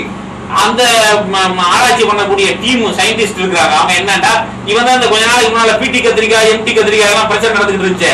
மான்சாண்டோ தயாரிப்பாளர் இப்ப மரபணுக்களை, விதைகளுடைய மரபணுக்களை மாத்திர வேலையை விவசாய கூடணுங்கிறதுக்காக அந்த விதை என்னன்னு மரபணுவை பாக்குறது. அந்த மரபணு, இந்த மரபணு இருக்கிறதுனால தானே இந்த நெல் விளையிறதுக்கு 4 மாசம் ஆகுது. அப்ப மரபணுவை வந்து இந்த மாதிரி சேஞ்ச் பண்ணி விட்டுட்டோம் சொன்னா 15 நாள்ல வளருமான்னு சோதனை பண்ணி பார்த்து வளர்ந்துச்சுன்னா 15 நாள் இந்த மரபணு சேஞ்ச் பண்ணிடுவோம். மரபணு சேஞ்ச் பண்றதுனால என்ன நடக்குது? மரபணு மாற்றப்பட்ட விதைகள் விளைக்கிறதன் மூலமாக முதல் விஷயம் என்ன அப்படின்னு கேட்டீங்கன்னா, இப்ப நம்ம ஒரு 20 ஏக்கருக்கு விவசாயம் பண்றதுக்கு மரபணு மாற்றப்பட்ட விதை வாங்கி போட்டோம், 15 நாள்ல விளைஞ்சிடும். எப்பவுமே அந்த விதையை கொண்டு போய் திருப்பி போட்டா முளைக்கணும்ல, இந்த விதையை போட்டிருந்தா முளைக்காது.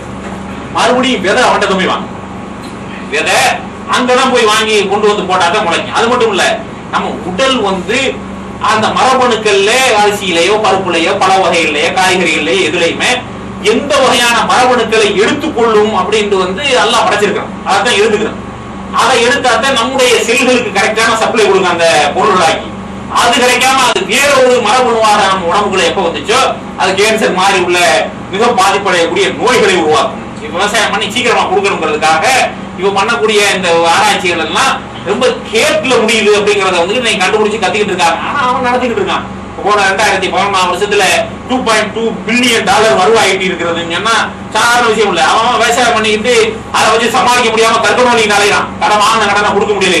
விவசாயம் பண்ணி $2 பில்லியன் வருமானம் ஈட்டி இருக்கான். 200 கோடிக்கு மேல வருமானம் ஈட்டி இருக்கான்னு சொன்னா அது அப்ப எவ்வளவு ஆராய்ச்சி எவ்வளவு வேலைகள்லாம் நடந்துட்டு இருக்கு. இப்ப அவனுக்கு தான் இந்த தண்ணீரை எல்லாம் இப்ப உலக வங்கிக்காரன் சொல்லி நான் வச்சுக்கணும். இப்ப அவனுடைய குறிக்கோளே வச்சிருக்கான். என்ன வச்சிருக்காங்க?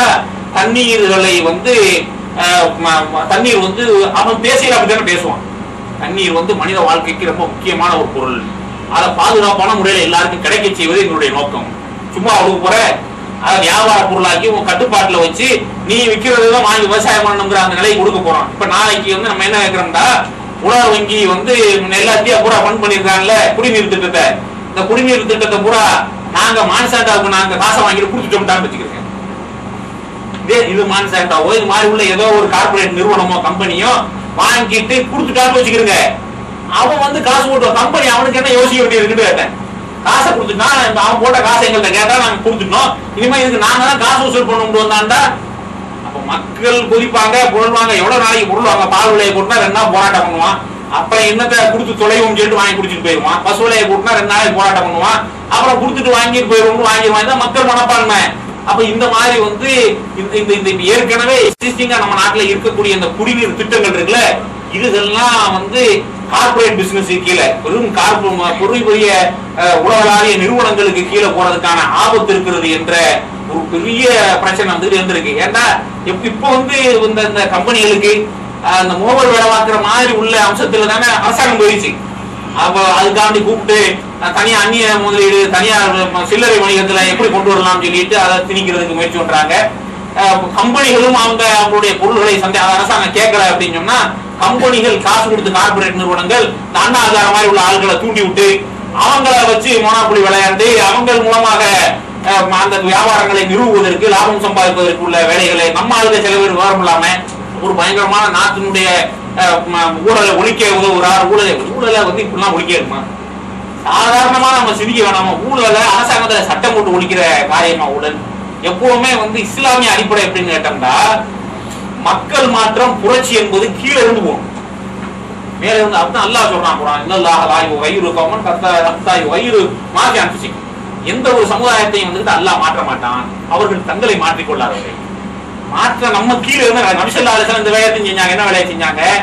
அரசாங்கம் ஆள்றவங்களாம் ஒரு ஓரமா இருந்துட்டு போறான். வணக்கத்திற்குரிய நாயன் அல்லாஹ்வை தவிர யாரும் இல்லை, நீ ஏத்துக்கிறியா? நீ நம்மால் இப்படி கீழே தான். அப்ப ஏத்துக்கிட்டீங்கன்னா இதெல்லாம் அப்படி செய்ய ஏமாத்தக்கூடாது, மக்களை தொந்தரவு கொடுத்தக்கூடாது, கடை வாங்கினா திருப்பி கொடுக்கணும், குழந்தைகளை கொல்லக்கூடாது, குடிக்க கூடாது, சூதாடக்கூடாது என்ற அடிப்படைகள் எல்லாம் மக்களுக்கு சொல்லி அடித்தடில இருந்து போகணுமே ஒழிய, நம்ம என்ன நினைக்கிறோம்? நம்ம சாதாரணமா போகணும், ரேஷன் கார்டுல பேர் மாத்தணும், வெளிநாட்டுல இருந்து போறோம் முஸ்லீம் பேரு அப்படின்னு சொல்லி சொன்னா அப்துல் ஜப்பார் அப்படின்னு சொன்னோம்னா அப்துல் சாப்பாடுன்னு எழுதி வச்சிருவாங்க. அப்படித்தான் பேர் எழுதுறாங்க ஊர்ல எழுதுறாங்க. இப்ப ஒரு அறிவோட இல்லாம இப்ப போய் இப்ப சாப்பாட்டை ஜப்பார்னு மாத்தணுமே இப்படின்னு சொல்லிட்டு போன உடனே நம்ம போய் அந்த ஆபீஸுக்கு போகணும், இந்த ஆபீஸுக்கு சொன்ன உடனே இங்க ஆபீஸை பார்த்துட்டு அங்க போன உடனே ஆபீஸ் இப்படின்னு சொல்லி யோசிச்சுட்டு நிக்கும் போது அங்க இருந்து ஒரு ஆள் என்ன சார் இந்த மாதிரி பேர் மாத்தனேன், வாங்க ஐயா நான் கூட்டிட்டு போறேன், சரி தோஞ்சு போயிட்டு போகுது ஒரு 50 ஒரு 100, சரி இன்னைக்குதான் எப்படி மாத்திட்டு போயிடலாம், அதெல்லாம் மாத்திடலாம் சார், நீங்க ஒன்னும் கவலைப்படாதீங்க அப்படின்னு சொன்னா கண்ட ஆளுக்கு எல்லாம் சிவப்பு பச்சைன்னு சொல்லி இப்படி கையில எடுத்து கொடுத்துட்டு கடைசியில ஒரு நாள் முடிஞ்சும். நம்ம என்ன நினைக்கிறோம்? எத்தனை நாளைக்கு இது போட்டு அழிஞ்சு தருறது, கொடுக்கறத கொடுத்து பேரை எழுதி கேரட் போட்டு மாத்தி வாங்கிட்டு வந்துடும் நம்ம என்ன நினைச்சுக்கிட்டு இருந்தா எப்படி ஊழல் ஒழியும்? இங்க மாறின மனசு வந்து இங்க அடிமட்டத்தில் இருந்து மாறி போனாதான் ஊழல் ஒழிக்க முடியுமா ஒழிய, இவன் ஜன்னல் லோக்குபால் போட்டாலும் சரி, வெகுஜன லோக்குபால் போட்டாலும் சரி, அதெல்லாம் முடியாது. அது அப்படித்தான் இருக்கு.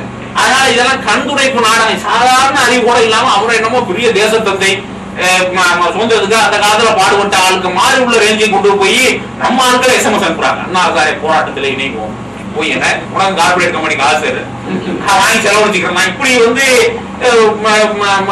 பாருங்க, இது வந்து நம்ம யோசிக்க வேணாமா? தனியார் தொலைக்காட்சிக்காரன்லாம் எல்லாருமே ஒரு 1000 பேர் கூடி நிக்கிற போராட்டத்தை அவ்வளவு வேலையை போட்டு காலையில 9 மணில இருந்து சாயந்தரம் 4 மணி வரைக்கும் லைவ் பண்றாங்க. சேதி மாதிரியா ஓடுறான், கிரிக்கெட் விளையாட லைவ் பண்ற மாதிரி பண்றான். வந்துட்டார், உட்கார்றார், எந்திரிக்கிறார், பேசுறார், என்ன இருக்குன்னு கேட்டேன். அப்ப இந்த 5 மணி நேர நிகழ்ச்சியை வந்து லைவ் பண்ண சொல்லி வேற பணம் கொடுத்துருக்கான். பெரிய நாடுகளிலேயே போராட்டம் மாதிரி காட்டுறது. சின்னதை கூட ஒரு 1000 பேர் கூடி மைதானத்தில் இருக்கிறத கூட பெரிய போராட்டமா காட்டினா டிவியில் நினைச்சா முடியுங்கிறது இப்ப நிறுவனம் ஆயிருக்கா இல்லையா? அப்ப இந்த மாதிரி வந்து இப்ப கார்பரேட் எப்பவுமே அறிவு நம்மளுக்கு வந்து ரொம்ப லேட்டா தானே வரும். இந்தியாவுல வெள்ளக்காரன் இந்தியாவை ஆள வந்தானா என்ன போர் படம் நடத்திக்கிட்டு வந்தா இங்கிலாந்துல இருந்து நடத்திட்டு வரல. கிழக்கிந்திய வாணிக கம்பெனின்னு ஒரு கம்பெனியை கொண்டு வந்தான்.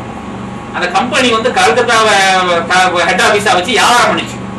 அங்கதான் வந்து இறங்கினாங்க, வியாபாரம் பண்ணாங்க. வியாபாரம் பண்ணி என்ன செஞ்சா அப்படின்னாக்கா, அப்ப நம்ம ஆளுகளுக்கு ஒழுங்கான தெளிவு அறிவுலாம் இல்லாத காலம், வந்த காலம் வந்திருக்கு. அப்ப வியாபாரம் எல்லாம் யாரு? எல்லாம் பாய்மார். அப்ப வியாபாரம் பண்ண அவ்வளவு பேர் முஸ்லீம்கள். மற்ற ஆளுகளுக்கும் அவங்களும் தெரியாது. ஏன்டா ஆண்டவங்க அவங்கதான் நாட்டையும் ஆண்டுகிட்டு இருந்தாங்க. கடல் ஒளி வாணிபத்தில். அதனாலதானே வேற யாருக்காவது மறைக்காரு, கிருஷ்ணன் மறைக்காருன்னு பேர் இருக்கா? கிடையாது. களம் ஓட்டுனது நம்ம ஆளுக்கு. களம் ஓட்டிக்கிட்டு போன ஆளுங்க எல்லாருமே முஸ்லீம்கள் தான் களம் ஓட்டுனாங்க. இப்படி போய் தமிழ்நாட்டுல இருந்து கையிலேயே பொருள்களை கொண்டு போய் இலங்கையில கொடுத்து அரபு நாடுகள் வரைக்கும் வணிகம் செய்தாங்க. வணிகம் செய்து வந்துகிட்டு இருந்தவங்களுக்கு இவன் வந்து இறங்கினான். இறங்கி என்ன செஞ்சான் தெரியுமா? காசுலாம் கம்பெனி வைக்கிறதுக்கு அங்கிருந்து கொண்டு வந்தான்னு நினைச்சுக்கிறாதிய. இந்தியாவுல கம்பெனி உண்டாக்குற ஐடியாவோட வந்து இந்தியாவுல இறங்கி 1 லட்சம் ரூபாய்க்கு மேல, எப்ப 1700கள்ல 1 லட்சம் ரூபாய்க்கு மேல வச்சிருக்கோம்னா முதல் போடுந்தான். அப்பவே 1.5 கோடி ரூபாய் இறக்குனான். இப்ப இன்னைக்கு கணக்கு போட்டு பாத்தீங்கன்னா 15,000 நம்ம ஸ்பெக்ட்ரம் எல்லாம் மிஞ்சி போன அளவுக்குள்ள பணம் தொகை அன்னைக்கு திரட்டி வச்சு அந்த தொகையை வச்சு முதல்ல என்ன செஞ்சாங்கன்னா டிமாண்ட உருவாக்கினான். எல்லா பொருளையும் வாங்கி போட்டான். எல்லா பொருளையும் அவன் வாங்கி வச்சுக்கிட்டான். இப்ப ஆளுகளை எல்லாம் கூப்பிட்டான், கப்பல் ஓட தெரியுமா, இந்த வேலைக்கு வர்றியான்னு கேட்டான். நம்ம ஆளுகளுக்கு எப்பவுமே அது பிடிக்காத. வேலைக்கெல்லாம் வரமாட்டோம், நாங்க சொந்தமா நாங்க தொழில் தான் பண்ணுவோம், நீ முடிஞ்சதை பாருட்டான். நன்னம்பிக்கை முனையில ஹஜ்ஜிக்கு வந்துட்டு இங்க சரக்கு கொண்டு வந்து கொடுத்துட்டு திரும்பி போன ஆட்களை அப்பவே வந்து கப்பலோட வச்சு எரிச்சு விட்டாங்க. முஸ்லிம்கள் தான் இவ்வளவு எரிச்சு, இந்த வரலாறு எல்லாம் இருக்கு. அப்ப அந்த காலத்திலேயே ஆங்கிலேயர்கள் இந்தியாவுக்கு வரும்போது முதல்ல அவன் நாட்டை பிடிக்கிறதுக்கு ராணுவம் கொண்டு வரல, மோனாப்புலி பண்ணி பிசினஸ் வியாபாரங்களை அவனுடைய கட்டுப்பாட்டுல ஆக்கினான். காசை நம்ம பணத்தை வாங்கி அவன் ஒரு கார்பரேட் லாவெல்லாம் உருவாக்கி கம்பெனி கொடுத்தா நடக்கும் இயங்கலாம் சொல்லி மக்கள்கிட்ட சொல்லி உருவாக்கி நம்மளுடைய பொருளாதாரத்தை வாங்கி நம்மள்கிட்ட அப்புறம் தான் நம்ம ஆளுக்கு என்ன, அவன் ஆட்சிக்கு வந்த பிறகும் சரி, அவன் ஆட்சியை விட்டுட்டு போன பிறகும் சரி, நாங்க பண்ணிக்கிறத வியாபாரத்தை பண்ண ஒண்ணும் இது இல்ல.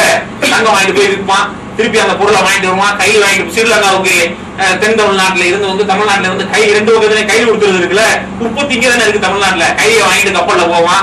அங்க தேங்காய் கடையா இருக்கு, தேங்காய் எண்ணெயை வாங்கிட்டு வந்து இங்க விற்பான். அப்ப அங்க வெளிநாட்டு சோப்பு பொருளாம் வந்து வைக்க, அதெல்லாம் கொண்டு வந்து இங்க விற்பான். ஆனா அவன் ஏற்கனவே பல காலமா நல்லா செஞ்சுக்கிட்டு இருந்த வியாபாரம். இவன் கம்பெனி கொண்டுட்டு வந்து சட்டம் போட்டவனா அதை கடத்தல்ட்டான். இல்லக்காரன் இந்த பாரிண்டா கடத்து வாங்குற ஒரு பேனர் வந்துச்சுல, எப்ப வந்துச்சு கேட்டா இவன் செஞ்சுட்டு இருந்த தொழில் அப்படித்தான் செஞ்சான்.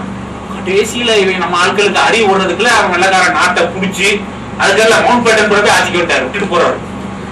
அப்பதான் இவன் பாட்டு படிச்சா கூடி தொழில் செய்வோம்.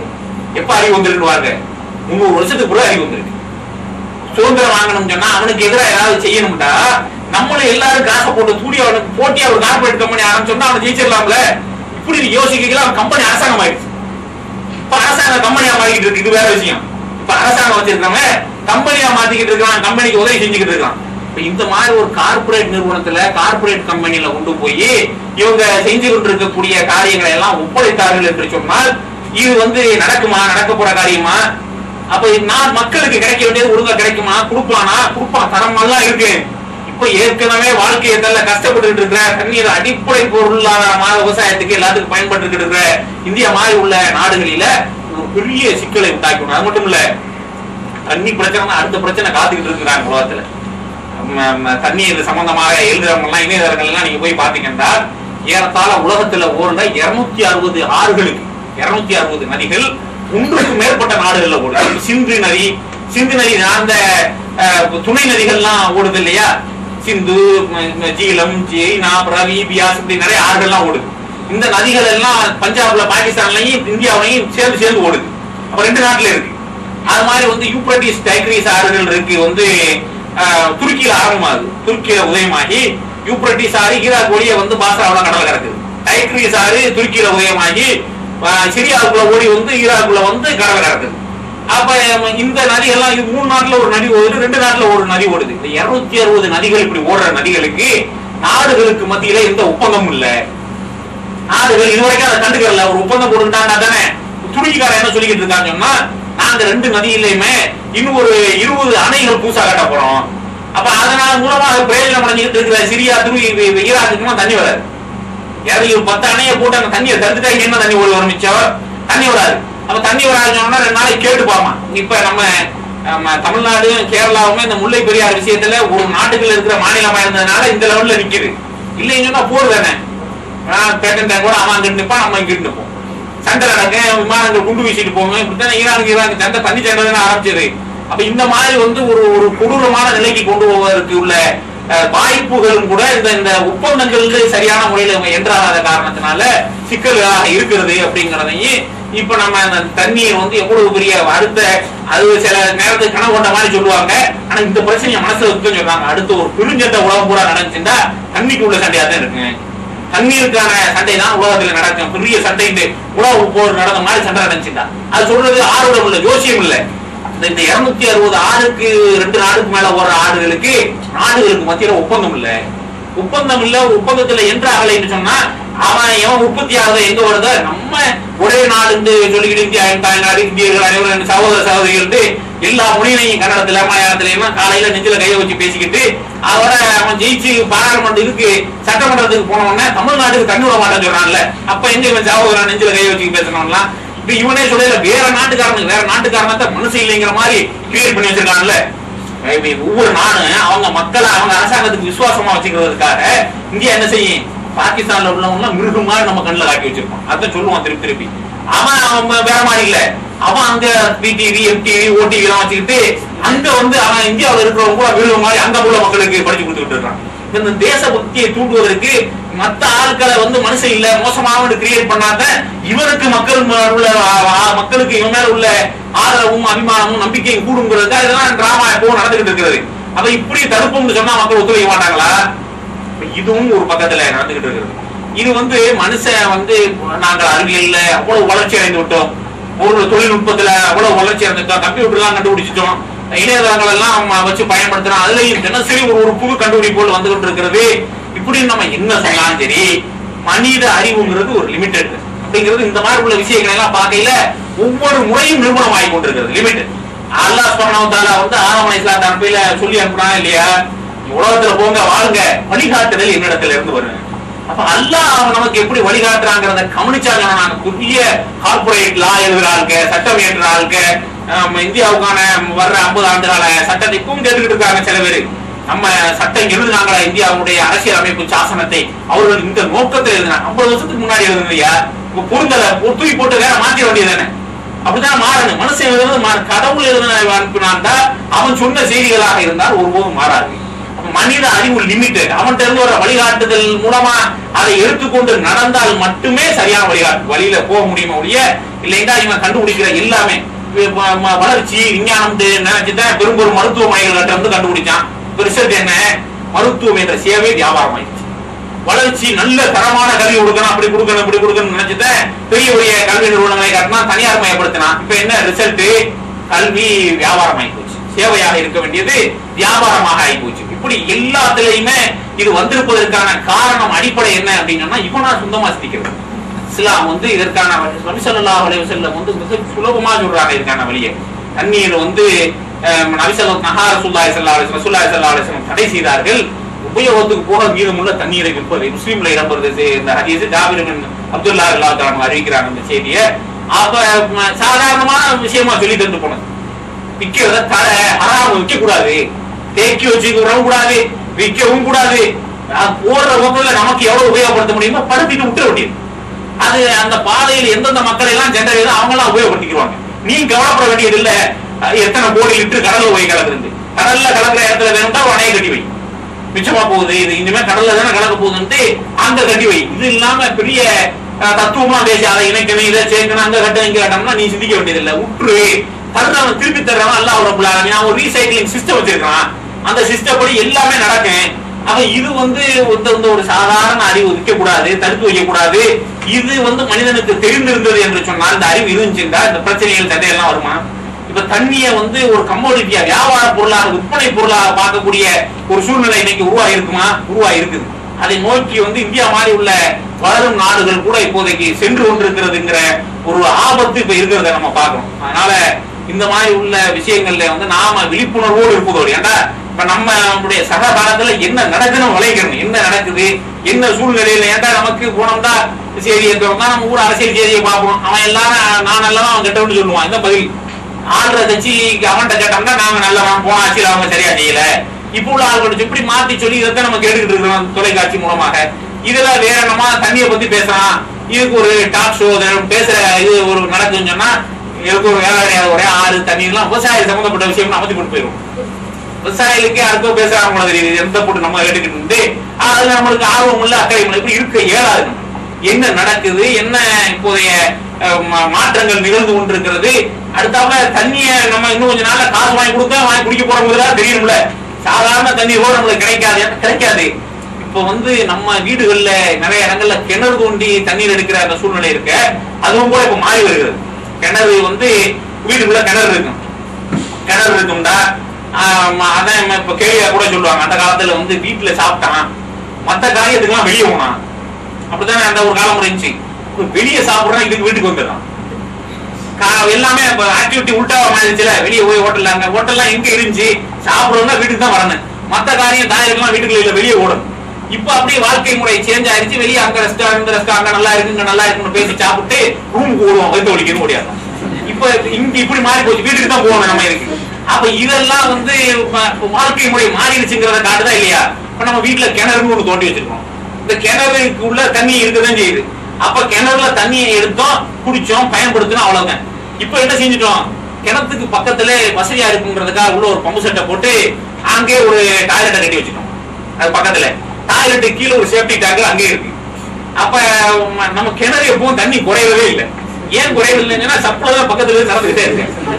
இந்த தண்ணி சீக்கிரமாக உள்ள போயிருது, கிணத்துக்கு போயிருது. அப்ப அந்த ரீசைக்கிளிங் காலம் இருக்க, அது வந்து ரெண்டு வகையான ரீசைக்கிளிங் நடக்குது உலகத்துல. ஒண்ணு, இந்த நீர் நிலைகள்ல இருந்து மழையாக பொழிவிக்கப்படுவதற்காக ஒரு இது நம்ம எல்லாம் படிச்சிருக்கோம், எல்லாரும் தெரியும். இன்னொரு ரீசைக்கிளிங் என்னன்னா, உபயோகப்படுத்தப்படக்கூடிய நீர் கூட பூமி கீழே இருக்கிற வாட்டர் சோர்ஸ போய் அடையுது, அந்த ரிசர்வ்ல போய் சேருது. சேர்ந்து அதை நம்ம திருப்பி பயன்படுத்தணும். இந்த ரிசர்வ்ல போய் சேர்றதுக்குள்ள காலம் குறைஞ்ச வச்சு 50 வருஷமா இருக்குனாதான் நல்ல தண்ணிங்கிறாங்க. அது இல்லைன்னா அது மாசடைஞ்ச தண்ணி. நம்மளுக்கு டெய்லி ரீசைக்கிளிங் ஆயிடுச்சு. நம்ம சொல்றோம்ல, அப்போலாம் வந்து கிணத்துல தண்ணி எடுத்தோம்னா அப்படி இனிக்கி சீனி போட்ட மாதிரி, இப்ப வாயிலே வைக்க முடியலன்னு சொல்றோம்ல, அதான் டெய்லி வாயில வைக்கிறோம். அப்ப எப்படி அதுக்கு என்ன ருசி இருக்கு? அப்ப இப்படி ரீசைக்கிளிங் காலம் வந்து குறைஞ்சு போச்சு. அப்ப அது இதெல்லாம் பயன்படுத்தி அவங்க வியாபாரமாக சந்தைப்படுத்துவதற்கு, தண்ணீரை விற்பனை பொருளாக்குவதற்குள்ள முயற்சியில வந்து இறங்கியிருக்காங்க. இதுல கூட நம்ம மக்கள் தான் சொல்லிட்டோம், குறைஞ்சபட்சம் கிணத்துக்கு நம்ம வச்சிருக்க கழிவறைக்கு எவ்வளவு தூரம் இருக்கு, அதுக்கு பக்கத்திலே கொண்டு போய் இப்ப டேங்கரை கட்டி வச்சிருக்கோமா, அது இல்ல தூரமான இடத்துல இருக்கா, கொஞ்சமாவது இந்த ஓடி வர்ற மாதிரி இருக்குமா. இந்த காரியங்கள் எல்லாம் நம்ம இந்த மாதிரி தண்ணி வந்து வீட்டுக்குள்ளே கிணறாக இந்த போரிங் போட்டு எடுக்கிற மாதிரி உள்ள பைப்பா, போரிங்ல இருந்து உறிஞ்சுற மாதிரி உள்ள அந்த நிலையில வச்சிருக்கு. ஏன்னா எல்லாமே கீழே உள்ள ரிசர்வ்ல இருந்தா எடுக்கப்படுது, பூமி கீழே உள்ள நீர் தேக்கங்கள்ல இருந்து எடுக்கப்படுது. அப்ப அந்த ரிசர்வ் வந்து நம்ம பயன்படுத்தக்கூடிய கழிவு நீர் எவ்வளவு நாள்ல சென்றடைகிறது, இப்படிங்கிறதெல்லாம் நம்ம கவனிச்சோம்னா சுத்தமான நீர் உள்ள இருந்து கிடைப்பதற்கான வாய்ப்பு இருக்கு. அப்ப இந்த செய்திகளை, இந்த தகவல்களை நாமும் தெரிந்து கொள்வதோடு மற்ற மக்களுக்கும் சொல்லி, தண்ணீர் என்பது அல்லாஹ் சுப்ஹானஹு வ தஆலா வழங்கி இருக்கக்கூடிய மிகப்பெரிய அருட்கொடை. இந்த அருட்கொடையை வந்துட்டு நாம உபயோகிப்பதோடு பாதுகாத்து நம்முடைய வருங்கால சந்ததியினருக்கு வந்து சரியான முறையில இதெல்லாம் விட்டுட்டு போக வேண்டிய கடமையும் பொறுப்பும் கூட நம்ம இது இருக்கிறது என்பதை சொல்லி இந்த உரையை முடித்துக் கொள்கின்றேன். வாரக்கவனா அல்ஹம்துலில்லாஹ்.